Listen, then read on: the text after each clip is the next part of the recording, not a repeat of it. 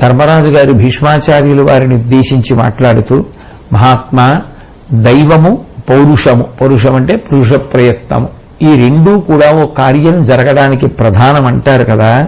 కొంతమంది అంటారు, మన చేతిలో ఏముంది, అంతా భగవంతుడు నిర్ణయిస్తే అవుతుంది తప్ప మనం అనుకున్నామని అవుతాయా అంటారు. మరికొందరు అంటారు, భగవంతుడి చేస్తాడులే అని చెప్పి గాలిలో దీపం పెట్టి కూర్చుంటామా, మన వంతు ప్రయత్నం మనం చెయ్యాలి కదా అంటారు. నిజానికి మనం చేసే ప్రయత్నం వల్ల కార్యక్రమాలు అవుతాయా, భగవంతుని యొక్క అనుగ్రహము చేత కార్యములవుతాయా, నాకు చెప్పవలసింది అని అడిగాడు. అడిగితే భీష్మాచార్యుల వారు ధర్మరాజు గారికి జవాబు చెప్తూ, ధర్మరాజా, ఒక విషయాన్ని బాగా జ్ఞాపకం పెట్టుకో. క్షేత్రము వృషకారం, బీజము భగవంతుని యొక్క అనుగ్రహం.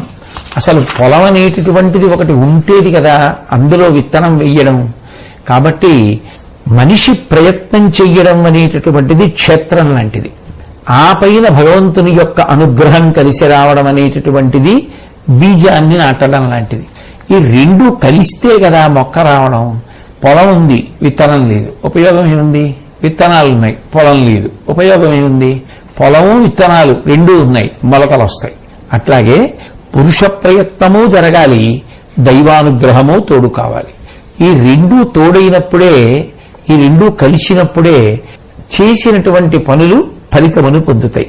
ఓ ధర్మరాజా, నిప్పు చాలా చిన్నది ఉండొచ్చు, కానీ గాలి అదే పనిగా వీచినా, లేదు ప్రయత్నపూర్వకంగా మనమే ఊదినా, ఆ చిన్నదున్నటువంటి నిప్పు నిరుసు మెల్లిమెల్లిగా వృద్ధి పొంది పెద్ద మంట అవుతుంది.